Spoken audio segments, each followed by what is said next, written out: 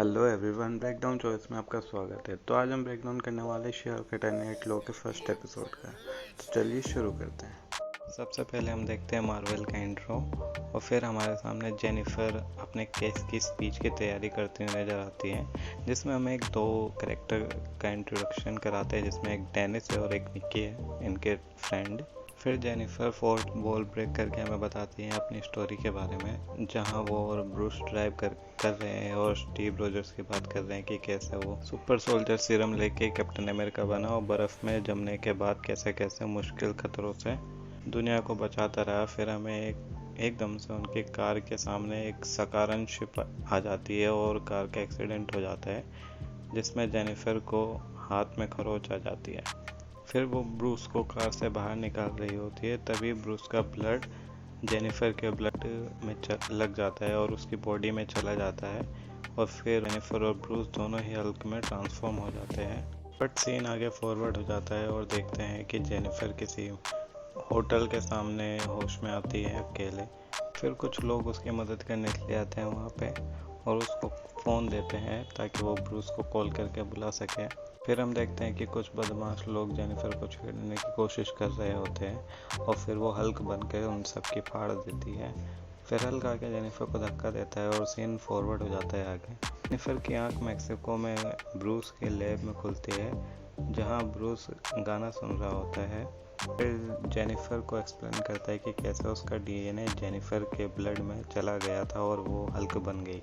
Bruce Jennifer को बताता है कि दोनों के जेनेटिक फैक्टर कितने अलग अलग है और दोनों के जेनेटिक कैसे गामा रेडिएशन को एब्जॉर्ब करके कन्वर्ट कर पाते हैं।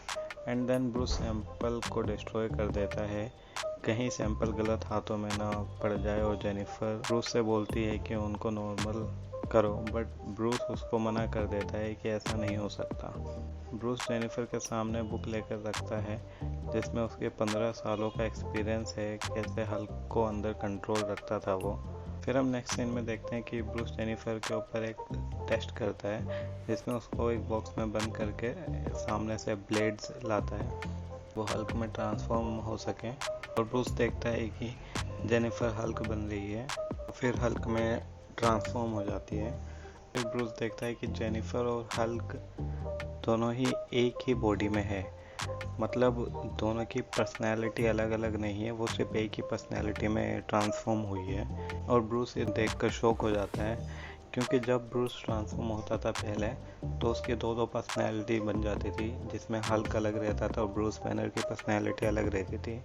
और फिर वो जेनिफर को बोलता है कि अब उसको अंदर के हल्क से 10 सालों तक कुश्ती नहीं करनी होगी। और फिर ब्रूस चेक करता है कि जो जेनिफर है कि वो हल्क में ट्रांसफॉर्मेशन को कंट्रोल कर सकती है कि नहीं कर सकती। फिर हम देखते हैं कि जो जेनिफर है वो हल्क में ट्रांसफॉर्म तो हो गई है, बट वो ट्रांसफॉर्मेशन को कंट्रोल नहीं कर सकती। और जेनिफर ब्रूस से कहती है कि उसको वो ट्रेनिंग दे कि कैसे वो ट्रांसफॉर्मेशन को कंट्रोल कर सके। फिर हल्क थोड़ा शो ऑफ करता है जेनिफर के सामने। फिर ब्रूस हल्क बनने के कुछ फ़ायदे बताता है कि कैसे उनकी बॉडी पर अल्कोहल का कोई असर नहीं होता, कि वो कितना भी अल्कोहल कंज्यूम करें बट उनका हैंगओवर इतना रहता नहीं है। फिर हमें देखने को मिलता है एक बार वो ब्रूस बैनर और टोनी स्टार्क ने मिलकर बनाया था।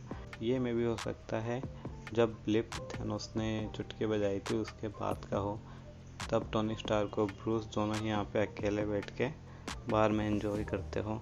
फिर हम धीरे आगे देखते हैं कि कैसे जेनिफर ट्रांसफॉर्मेशन को कंट्रोल कर सकती है। और फिर जेनिफर ब्रूस से कहती है कि अब वो ट्रांसफॉर्मेशन को कंट्रोल कर सकती है तो उसको अब एलए जाने दें, बट ब्रूस उसको मना कर देता है कि तुम अभी एलए नहीं जा सकती। फिर हमें जेनिफर और ब्रूस के बीच में एक छोटी सी फाइट दिखाते हैं, जिसमें ब्रूस बैनर अपना हल्क स्मैश यूज़ करता है और जेनिफर वही देख के यूज़ करती है, बट उसमें कुछ हो नहीं पाता है। और फिर जब वो दोबारा से यूज़ करती हैं तो हल्के से साउंड वेव आती है, तो वो देखकर वो बार बार यूज़ करती है और हल्क की बैंड बजा देती है। फिर हम आगे देखते हैं कि जेनिफर और ब्रूस बैनर दोनों ही बार पे गिर जाते हैं, जो टोनी स्टार्क और ब्रूस बैनर ने बनाया था। और फिर जब बार टूट जाता है तो ब्रूस बैनर जेनिफर से कहता है कि अब हमें मिलकर दोबारा से बनाना होगा। और फिर वो जब बार बना रहे होते हैं तब जेनिफर एक और बार फोर्थ बॉल ब्रेक करके हमसे बात करती है। फिर ब्रूस बैनर जेनिफर को एलए जाने के लिए राज़ी हो जाता है और बोल देता है कि तुम एलए जा सकती हो। फिर हमें जेनिफर कोर्ट केस दिखाते हैं वहीं से, और फिर देखते हैं कि वहाँ पे कोई एक सुपर विलन आ जाती है और फिर जेनिफर शी हल्क में ट्रांसफॉर्म होकर उसकी बैंड बजा देती है और एपिसोड वहीं पे एंड हो जाता है। और आगे जाके हमें पता चलता है कि इसमें तो पोस्ट क्रेडिट सीन भी है। और फिर पोस्ट क्रेडिट सीन में हम देखते हैं कि ब्रूस बैनर और जेनिफर दोनों बात कर रहे हैं स्टीव रोजर्स की वर्जिनिटी के बारे में, और जेनिफर कहती है कि बेचारा स्टीव रोजर्स वर्जिन ही रह गया। और फिर ब्रूस कहता है कि स्टीव रोजर्स ने अपनी वर्जिनिटी को 1943 यूनाइटेड नेशन के मिशन पर ही खो दिया था। और ये सुन के जेनिफर खुश हो जाती है और ये एपिसोड यहीं पे एंड हो जाता है। ऑल ओवर ये एपिसोड काफ़ी इंटरेस्टिंग था, बट अभी भी हमें वो सकारात्मक के बारे में आगे नहीं दिखाया गया। हो सकता है वो नेक्स्ट एपिसोड में या फिर उसके नेक्स्ट एपिसोड या थर्ड एपिसोड में हमें दिखाए कि सकारात्मक का यहाँ पे क्या रोल था या फिर वो क्या करने आया था। Thank you for guys watching this video, and don't forget to subscribe the channel and like the video, and don't forget to share it.